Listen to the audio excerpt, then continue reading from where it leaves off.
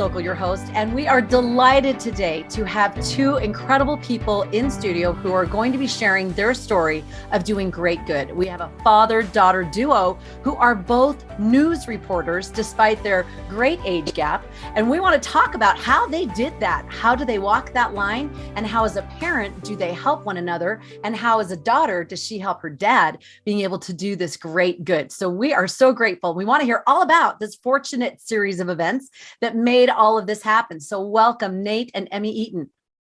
Hi. Thanks so much for having us. This is our first joint interview, so we appreciate you having us, Connie.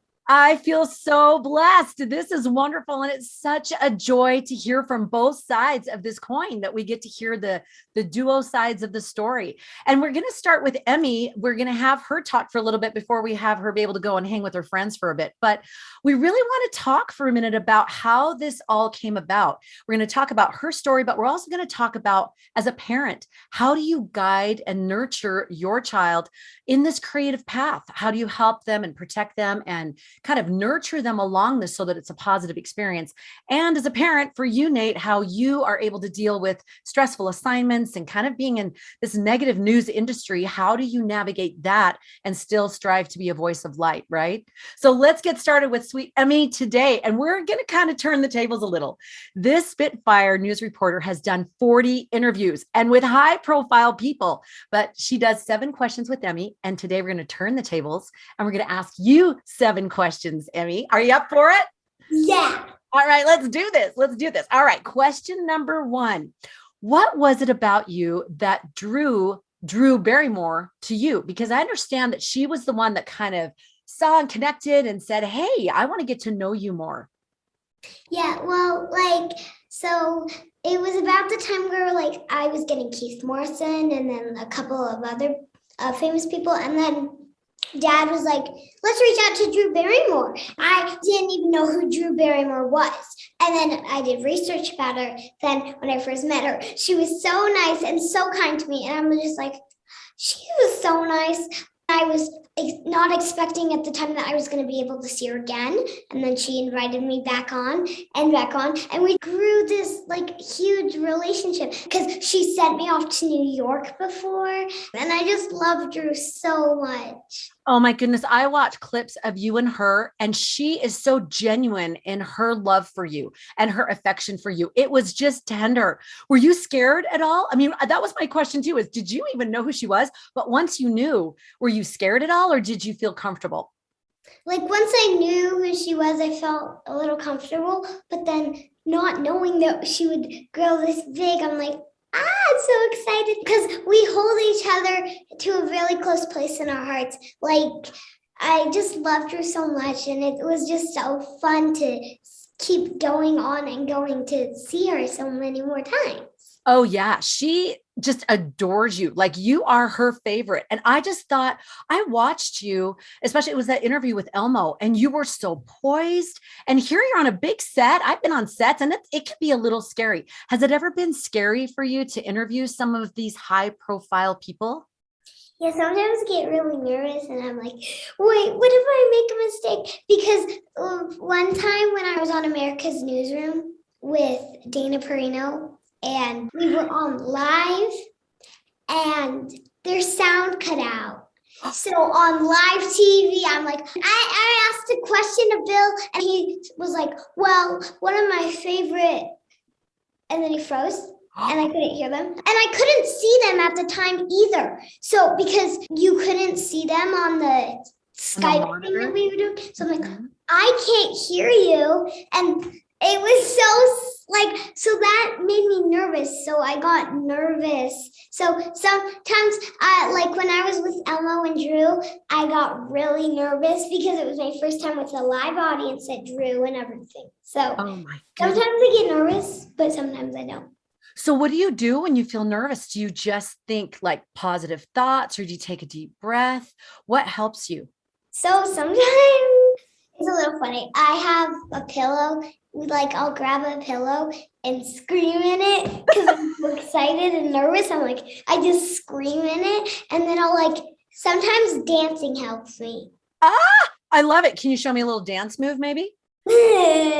Yeah, like sometimes I just gotta get my wiggles out the lick. That's I what the producers at Drew had her do right before Elmo. They had her do a big dance there on the stage. So you can that's be really genius. excited.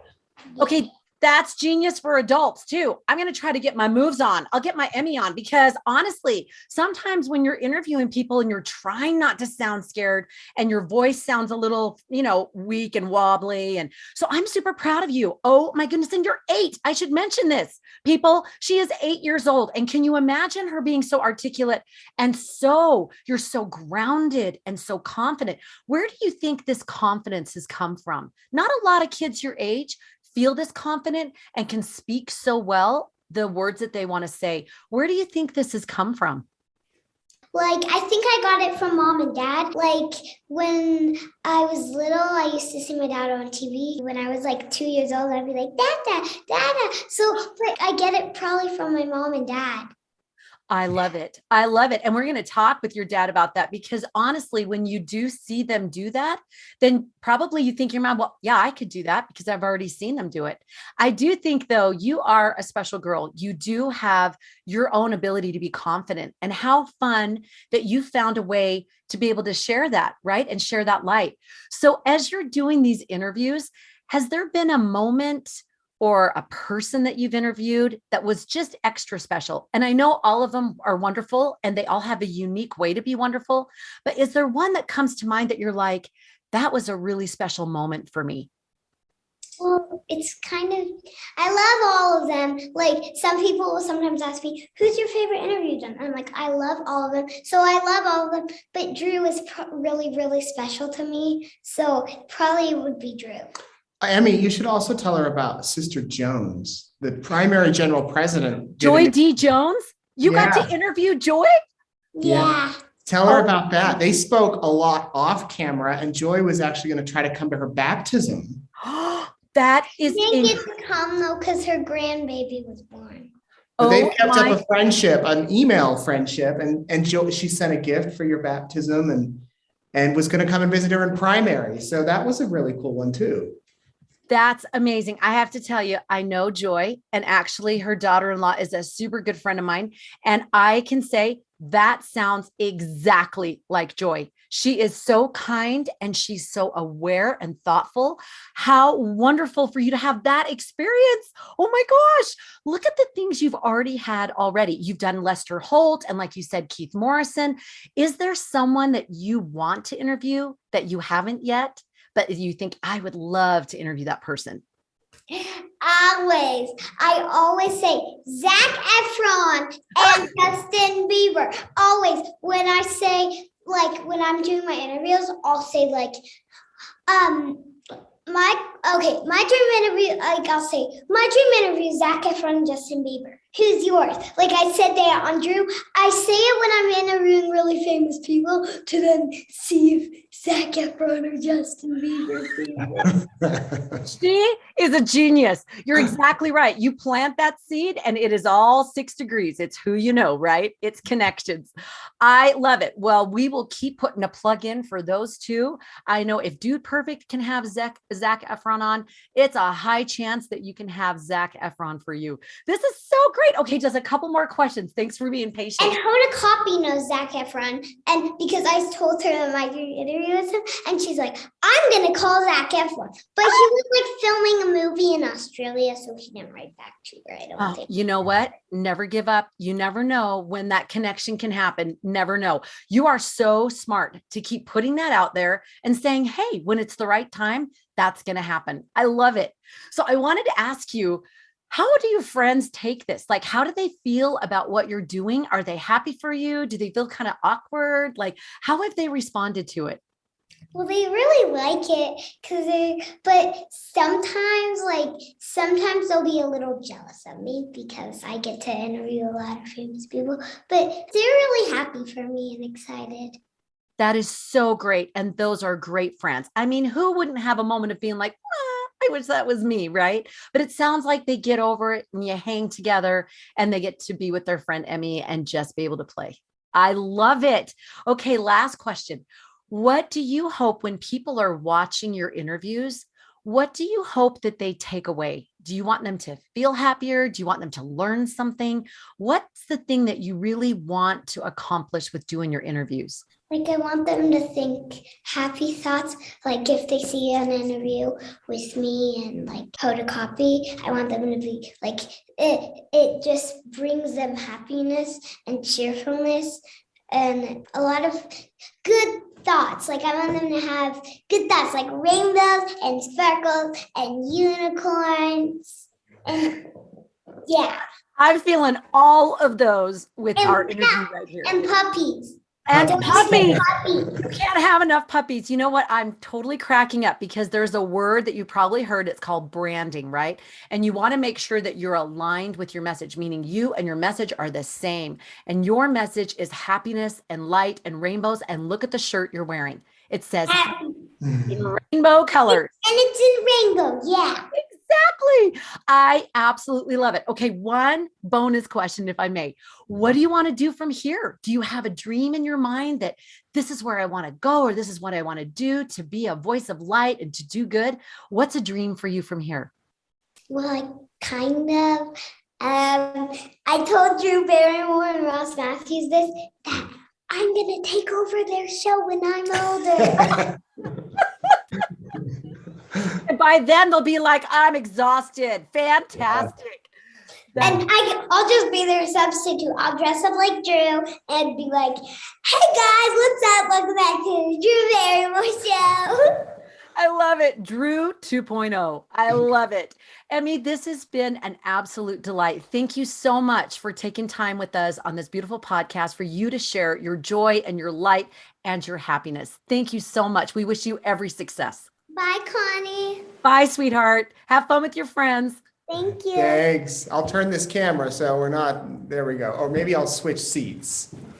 And we can get a little bit more drilled in. Yeah. Oh my goodness, she is such a delight, genuine delight. It was such a treat to have her on, and what a gift. I can't wait to talk to you about this whole parenting part because so much of it seems natural for her and intuitive for her. However, you can also tell that you've had your part in it and the things that you have taught, and also by osmosis that she's been able to get some of these really great skills of presence and articulateness. It's just beautiful. So before we officially go into our section with Nate, I'm going to give you the official bio because this is really fantastic. I loved that your connection with Emmy, it makes you, and you have chosen to be, it seems to me, a little low key about the credibility and the awards that you've won. But I just love that you have this substance behind what you are doing and also to be able to help Emmy in her path. So just so you know, to give the official introduction,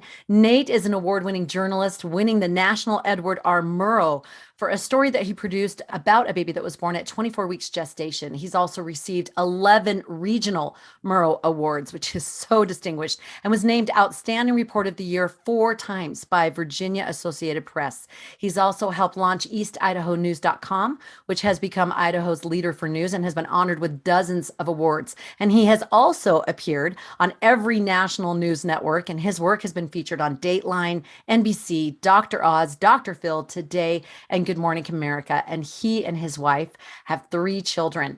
Wow. Like, wow. So she's kind of following in those footsteps. So take us to, let's go back to the beginnings for you, because it really does transition to Emmy's age, where apparently when you were young, this is where this started for you. What was it that drew you to all of this when you were a child? Well, I remember being on a field trip. I think I was in 6th grade at the Festival of Trees in Salt Lake City, and KSL was decorating a tree. And Carol Makita, the news anchor reporter, was there. And I watched her do a live shot. And I was so mesmerized that here she was doing a live shot and I could see it. And she was on the TV. And I went home that night and watched the news, and I was hooked. And I started to write Carol Makita letters. And she wrote back. And then she invited my family to come down to a KSL broadcast house and watch a newscast. That's so Carol. Oh, that's fantastic. He was so nice. We watched it and I was mesmerized by the green screen and the graphics and the reporters. And she really kind of became a mentor to me. We still talk to this day. And I never diverted from that path. I went to BYU. Well, it was Rick's College at the time. And then I went on a mission to Australia and came home, and it transformed to BYU, Idaho, and went through the broadcasting journalism program there, graduated, got a job in television, and worked in TV for about 9-10 years before coming back to Idaho and launching East Idaho News. So I never thought that I would be in Idaho doing this, and I never thought that I'd have a daughter who's interviewing famous people that will say no to me, but they'll say yes to her. Lester Holt, like, come on. Right? I know. Like, wow. I love it. It's the cuteness factor. I'm telling you.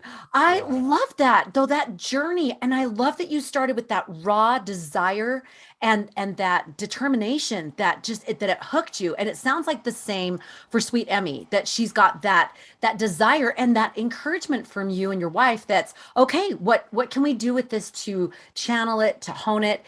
And that kind of begs the question, how has that been for you as a parent, trying to keep her on this creative path, but still protect her as you guide her on it? That is a great question. So we were on actually a river rafting trip last summer, 2020, in the middle of the pandemic.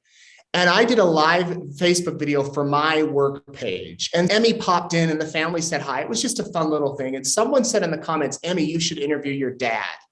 And so the next day she said, I'll interview you and we'll call it 7 questions, because she was 7. So she interviewed me, and then she interviewed my wife. And then our bishop at the time owns a restaurant in Idaho Falls and said, she can come and interview me. So we went there, and then I was working on a story with Dateline, and I asked Keith Morrison, the famous correspondent, I said, would you mind if my daughter interviewed you? And he's like, sure. Oh. And so he did that, and then NBC showed it across their platforms, and it got millions of views, and Lester Holt said, let's do a story. So that's how it all started. I mean, this was not planned at all. Snowball. Oh, really, in a big way. But immediately agencies started to reach out to say, we want to represent her. And, you know, there were some things that we don't want to contaminate our children. You know, we want to keep them special and, you know, and exactly what your question was. Yeah. And so we reached out to another LDS family who has a very popular YouTube channel and asked them for advice. And they wrote back and said, don't do anything for money. Just don't do anything for money. If it brings you happiness and it brings your family joy, do it. And that's kind of been our philosophy, that if we get a big offer for her to act in an R-rated movie, we're not going to do it. But if it brings us joy, that's what we'll do. So that's kind of what we've done. We don't let her on social media. We run the accounts. There have been some offers of some celebrities that just aren't right for her at this time, maybe down the road, but just, you know, like you said, the goal of the brand is to be happy and fun. And that's kind of who we seek out. And, you know, I cover the horrible news and she gets to do the real happy news. So it kind of balances, I guess. You know what? That was the question that I had. And that's a beautiful segue, because truly you're involved in this lovely, upbeat, perky, 8-year-old joy.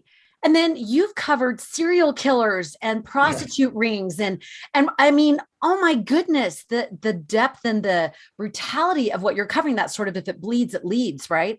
So how do you navigate that as a father? And you are steeped in that during the day, and then not every second, but you're in that. Then you come home and it's, dinner and play Uno kind of thing. How do you switch that gear and shift it for yourself, for your family, and also in helping her? That's a great question. And there's been this really big case that I've been covering for the past 2 years. It's gotten this national attention, and it's just tragic, with some, children who died and were killed and all sorts of horrible stuff that you can imagine. And now having kids that are that age, it really hits home. And I think that in all of my reporting, I try to do it in a compassionate way, regardless of what the topic is. And often people will say reporters aren't compassionate, and they've probably said that about me. And maybe that's true in certain cases, but I try to just tell the stories as best I can and not focus on all negative all the time. We have to report that stuff. But luckily here at my job, I get to do a lot of happy stories. I did another story just last week about another preemie who went home from the hospital after her mother was in a COVID coma. They had to deliver the baby as the mother's in a coma, and they both survived, and it was great. And those are the type of stories I love. So it is a tricky balance, especially with the way media is today. but I want my daughter, I want my kids to see that I have to do some really bad stuff, and hopefully, not a lot of it. But I also want to do the happy stuff too and show the good in the world. This is a job where you see the absolute worst and you see the absolute best, and you can see them both on the same day, meet the worst people and the best people. And that kind of is a nice balance, at least for me as a professional. Oh, I love that. In fact, it made me think, I remember Oprah saying that when she was early in her journalism career, she'd be covering the fire. And then her boss was frustrated with her because she's calling to find out about blankets and where the family's going to stay, because there is that compassionate side, like you said, and there is a very fine line for you. As I actually started out in journalism, and there's a fine line of walking credibility, but still putting compassion and your personality. In fact, that reminds me that you had a video that went viral that was on how to measure snowfall with Kit Kats. Isn't that right? Tell us about that, because to me, that's such a beautiful example of being able to put your fingerprint, your personality in this world of journalism and still remain credible. So we were living in Virginia at the time, where it doesn't snow a lot in the part of Virginia where we were, but for some reason this particular winter we had like 3 or 4 snowstorms. And in television, in areas where they don't get snow, when there's a snowstorm, it's the end of the world. And so they stationed all the reporters all across town, and we were on for hours, and they would come to us every 10 or 15 minutes, and we had to fill time. You had to fill time. There's only so much you can say. So finally, on the 3rd or 4th storm, I said, what's a creative way we can do to measure this snowfall rather than just a ruler? And my wife and I were talking, and I said, how about we get like candy bars? We could do Kit Kats, a mini Kit Kat, a regular size, a king size, and then like a mega size. And so I went to work that day and I showed my boss, and she's like, I don't know, but okay, try it. And so I'm there pounding Kit Kat bars. We taped them to rulers in the ground. And they came to me for my first live shot, and it hadn't been snowing at the time. And I showed the Kit Kat-o-meter, we named it, and it blew up on social media right away. And so they were coming to me every 15 minutes to check on the Kit Kats. And by the time we did our 11 o'clock news that day, they were all covered. And people were messaging me, can I have the Kit Kats? Can I have the candy bars? And Hershey actually sent a case of Kit Kats several days later to our newsroom because they had seen it. So it took off, and that was a fun way to report the news in a normal snowstorm. But yeah, the video somewhere on somebody put together a video with the Kit Kat song, Give Me a Break, with the clips from that. So oh my gosh, we will put it in the show notes. That is fantastic. And I'm seeing this theme throughout, that it seems to me that you are living your life the best way you know how, with integrity, with values, and doing your best job to share good and light. And you're just letting those opportunities come, and you're there for them, and you're letting them roll. And with Emmy, with the snowstorm, I mean, just all of the things, instead of, sometimes in this day and age, there's such a grasping feel of, you've got to get to the top of the mountain. You've got to, knock out old ladies and walkers to get there. And there's this beautiful feel from you and Emmy of we're just putting it out there and then seeing what happens with it. And what a beautiful gift. So that's just a great life lesson to say, hey, take that and be in ease, what I call ease and flow.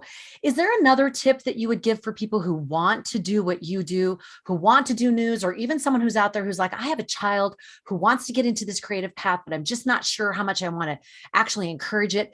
Do you have a tip for them as far as to keep this a positive experience? I think that this news journalism is an industry that it either doesn't pay a lot or it pays you a ton if you work on a network. It's one of the weird things where, I started in Idaho Falls back in 2005 as a beat reporter, making $18,000 a year. That was my salary for the year. I could have made more at Walmart.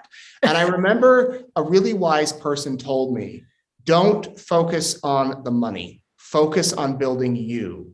If you make a good you, the money will come. If all you focus on is the money, you'll never have a good you. And so for a business owner, if you focus on the product, get a good product, the money will come. If all you're focusing on the money and you have a crappy product, the money's not going to come. And so I have tried to keep that in mind, to really just work hard, build your unique you, whoever you are, And then the money will come. And I'm not saying I'm really rich or anything, but I worked in television for 10 years and I had offers in big markets to go to California or, other cities where I could be the lead reporter maybe on the 11 o'clock news. Instead, 6 years ago, my family and I moved to Idaho Falls, market 163, a very small city, and launched a news website. And I've never been happier. It's been the best job that I've ever had. I would probably be making a lot more money working for a big network in New York City, but I would never see my family. And I would be on a plane every day to who knows where else. And I wouldn't be able to sit with my daughter as she, interviews Derek Huff or Lindsey Sterling or something like that. My advice to anybody, no matter what you're doing, is to build a good you. Too often in society, we get caught up with the money, with the Facebook followers, the Twitter followers, whatever it is. But if you're a good you, people will be attracted to that. And that's what we try to instill in Emmy. I love that she can interview the garbage man or Drew Barrymore, and to her, she's equally curious with both, and she'll respect them the same.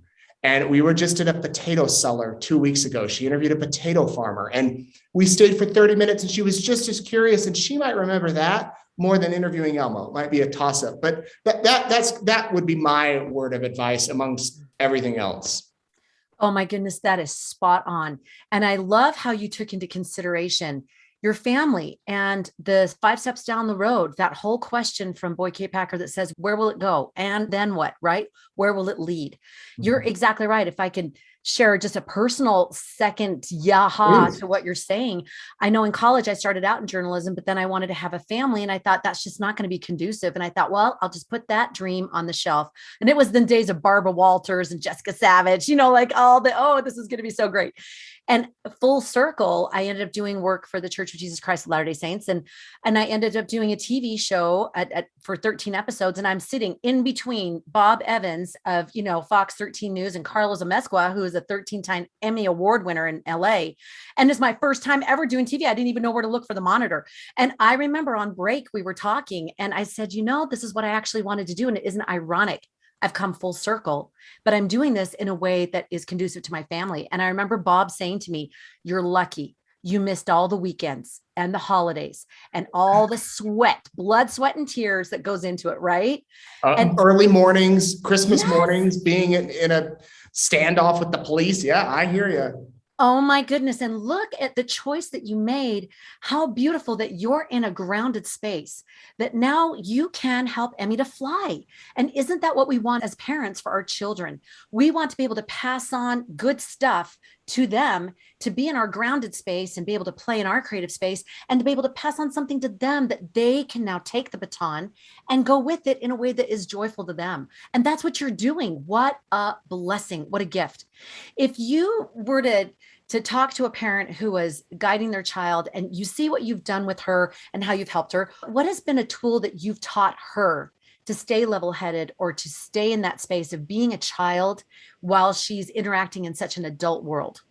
That's a good question. I think one of the things that we talked about before this even got big is at the end of every interview, Emmy sends a thank you note to the person who she interviewed. But not only that, she tries to get the people who helped arrange it. So sometimes it might take 3 or 4 managers or agents to get the interview, but she'll send that thank you note to thank them. And sometimes we have to twist her arm to write them because, it's like, you got to do it. But it's important to hopefully create a feeling of gratitude amongst her that these people take out time to talk with her. We've also said to her, if she ever wants to stop, we'll fully support it. I mean, if she said tomorrow, I don't want to do this anymore, we would stop it. As cool as it is and as fun as it is, and we want her to keep doing it, and she definitely wants to keep doing it, but we're not going to force it on her. And it's kind of learn as you go. When the Drew Barrymore show offered us a contract, she's a contributor on the show, and so she'll be on guaranteed.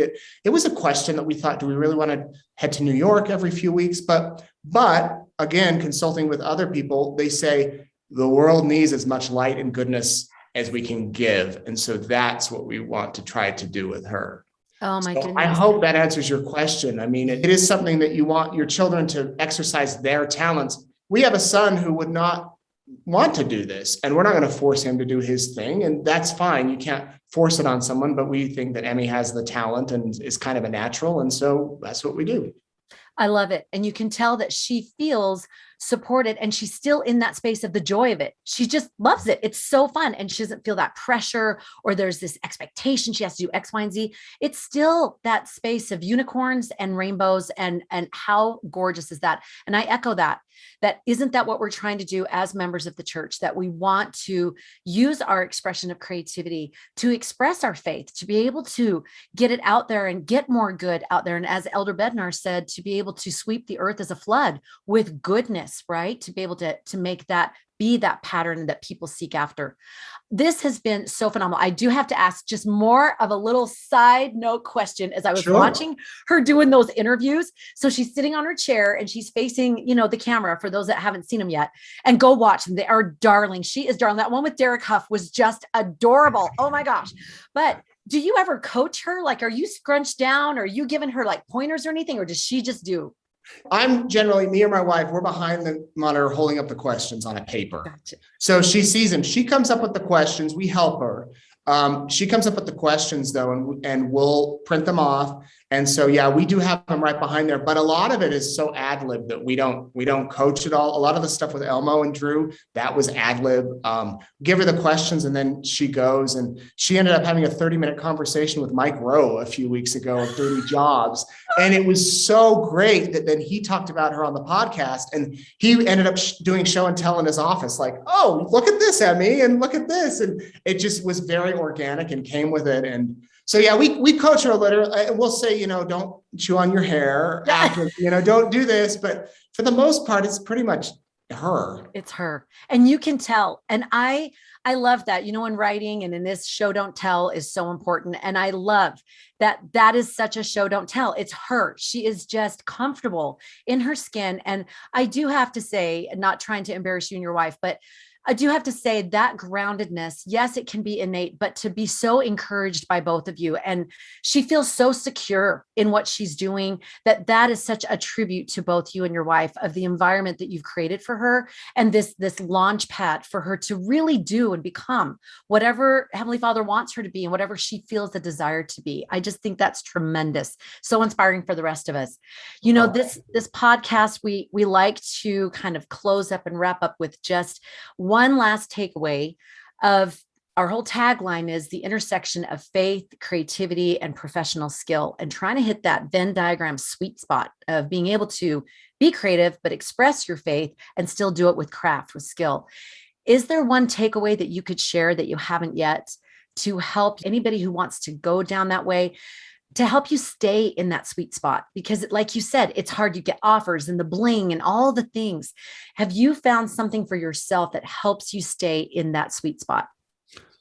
That's a great question. And I'm in a business where you're taught to question everything and to doubt everything. And there's so much negativity, and you can really get caught up in that and being prideful and trying to one up, everybody else, as you mentioned. And I remember years ago that I was tired of it. And I was thinking about leaving news, just leaving journalism and doing something else. I didn't know what. And I was able to through a bizarre series of circumstances, catch up with a really big person at the time who was a big, huge network star, who's a person of faith. And I told him, I said, I'm thinking about leaving. It's this and this. And I was complaining. And I remember he kind of grabbed my shoulder and he said, don't leave. We need all the good ones we can get. And so no matter what profession you're in, no matter what you're doing, you have to think about, how can I contribute this for good? How can I do this to help make the world a better place? And if you're serving McDonald's hamburgers, you can make the world a better place by contributing to the good. And too often, I just said a few days ago, I'm just going to leave news and go serve everybody ice cream, because then everybody's happy. Everybody's happy, and I'll be happy, and I don't have to think about it. Maybe I wouldn't be happy, but I don't know if that really answers your question. But that's something I've thought about over the years, that no matter how dark it gets, no matter how horrible it is in the world, no matter what we're doing, we can be the good ones. We can be the ones that are bringing light to others. And that's something that I try to keep in mind, no matter how dark the days may be or how dark the stories are. There can be a way to share light if you have a platform, as this podcast is doing. You never know how many people you're going to reach, or if it's just one person you reach who needs to hear it. My stand just dropped right there. And exactly what you're saying, because look at what Carol Makita did for you. Yeah. Look at you reaching out, and then that domino effect of suddenly she reached out, she sent things to you, you've been in contact. Now how you're helping Emmy, it is that beautiful rough stone rolling. It's that domino effect. And the thing that came to mind where you were sharing that beautiful takeaway was, I know in the work that I do with women, we do a hashtag for him. Everything we do, we just put on for him at the end, whether you're doing photography or gardening or whatever it might be. And it reminds me of President Eyring, where he shared a story. I believe it's in the book, Drawing the Powers of Heaven. I can't remember, but he shared the story about his father. Do you remember when his father had cancer in both hips and he was over the welfare farm and he was getting people to pull, I think it was beets, and they had to go pull the weeds. And so they were going, and he was in so much pain. He was pulling by his elbows. He was flat on the ground, prostrate, and he was pulling himself by his elbows. It's just an excruciating pain. And at the end of the day, no offense, but some bright spark comes up and says, "Oh, you didn't pull those, did you? Because those were already sprayed. So they were going to die anyway." Right. And afterwards, President Eyring asked his dad and said, "I know you laughed. I know you chuckled, but I know that couldn't have been easy. That was not a pain-free day for you. That was hard." He said, "Why could you just laugh that off?" And I'm paraphrasing. And I remember his dad saying, "Because Hal, I wasn't there for the weeds." And I think what you're saying is exactly right. We're not in the industries we're in for our own gain, for our own aggrandizement. We're in it for him. And whatever he wants us to do with it, however he sees fit to use us as instruments in his hands, that's what we're to do. And that's where we'll find the fulfillment. And I know we have a lot of choice. And I love that you've shared those switch points in your journey and in Emmy's journey. But each time you can see and feel your ability to say, what's the high road? What's the best way? What does his will want? And you can feel that, and you can see it on your faces, the joy, the happiness, the contentment of where you are, notwithstanding the stresses along the way. So thank you so much for sharing your journey and Emmy's, just to inspire the rest of us. Oh, well, thank you. Interesting you mentioned President Eyring. Art Rascon, who's a news anchor in Houston, who I believe is an area authority now, he wrote a book called The Heart of News. And he began the book by talking about a conversation he had with President Eyring at the time. And President Eyring told him the two industries, the two professionals that will affect, and I'm paraphrasing here in a big way, that will affect the world more than any others in the coming decades will be communicators and educators. And we need good communicators and we need good educators. And there can be bad communicators and bad educators. And basically, which ones are you going to be? So you're very kind. I look at it every day as I'm just doing my job. I'm just trying to raise my family. Please don't think we're perfect in any way, but we're just lucky that this has happened and we can share it with the world. And we do appreciate you having us on. Oh, it's been an absolute delight. And when I feel something so truthful and wonderful, I get goosebumps up and down my arms. And it's been several times in this interview. It's just, I'm going to go back and re-listen and share some things with my kids. This has just been fabulous. Thank you so much, Nate, for taking time with us today. Thanks, Connie. Take care. Thank you. And as always, for our listeners, we hope you've enjoyed this as well. If you have, go below, rate, review, and subscribe and get more of this good stuff. And then share it with your friends so you can keep sharing these voices of light. Keep sharing how we can pursue our faith and creativity and professional skill and be in that sweet spot in that intersection of those good things. Thanks for joining us today.